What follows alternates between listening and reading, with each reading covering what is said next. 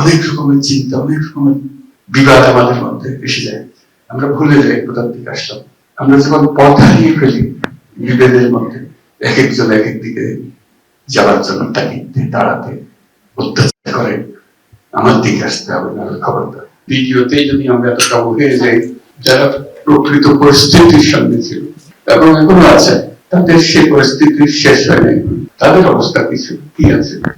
আমরা হেঁটে হেঁটে দিকে গেলাম কতগুলো ছবি, বাস্তব স্কাল্পচার অনুভব করার চেষ্টা করেছি সেদিন কিরকম ছিল, কি হয়েছিল।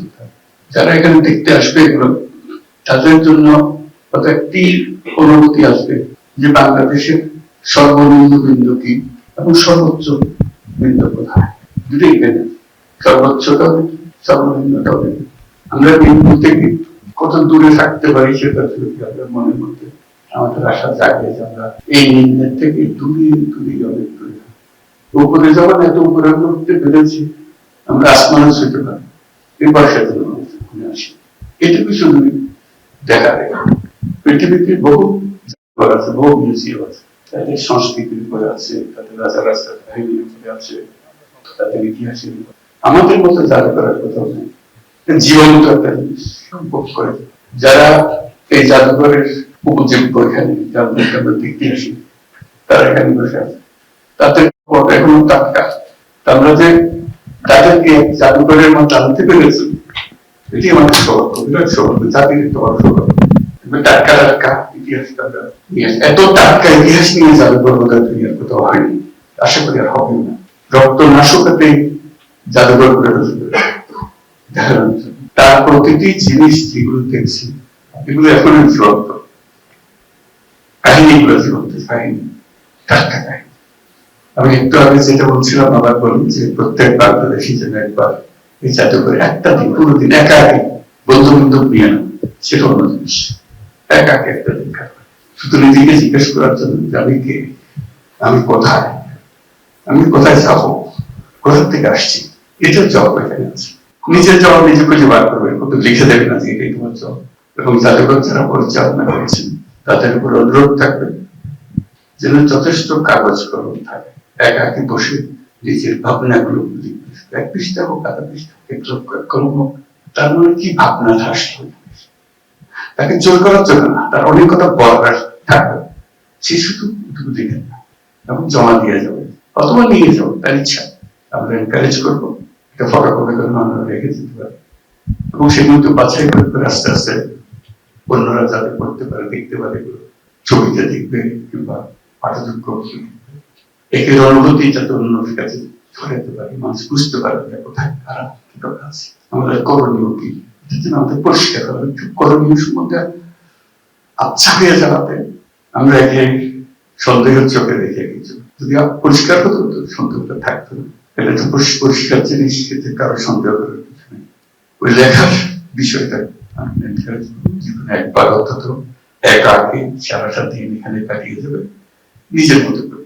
আর একটা আসার কথা বলছিলাম যে আমরা মাঝে মাঝে দিশাহারা হয়ে যাই, অনেক রকমের চিন্তা, অনেক রকমের বিবাদ আমাদের মধ্যে এসে যায়। আমরা ভুলে যাই কোথা থেকে আসলাম। আমরা যখন পথ হারিয়ে ফেলি বিভেদের মধ্যে, এক একজন এক একদিকে যাওয়ার জন্য তাকিতে দাঁড়াতে অত্যাচার করে, আমার দিকে আসতে হবে না, খবরদার। এবং ঠিক মনে সে মনে করছে ঠিক করছে এটা।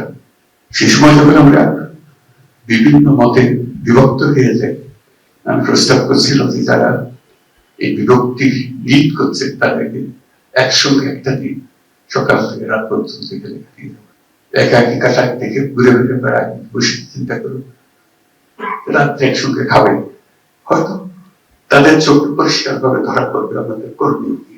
কাউকে কিছু আর্গুমেন্টে যেতে হবে, তর্ক করতে হবে। এখানে সমস্ত তর্কের অবসান, এখানে হলো আত্মাবিষ্কার।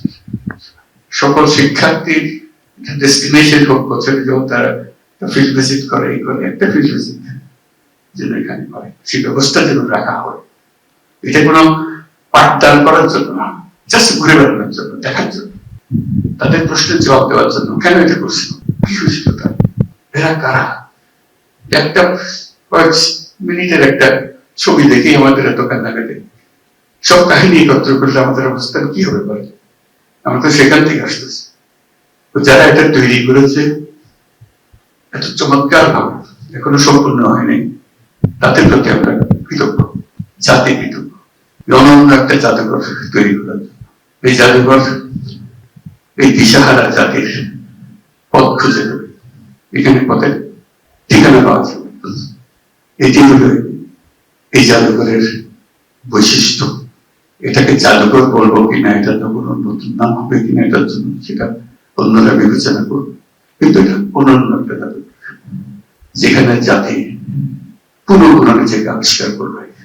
তো যারা এটার প্রণেতা, বিচ্ছিন্নভাবে সব টুকরে টুকরে সব জায়গায় কোনটাই অপরিচিত, সবার পরিচিত আয়নাগরের বাসিন্দা তো এখানেই আছে, যারা পরিবারের বাবা মা আত্মীয় স্বজন হারিয়েছে তারাও এখানে আছে।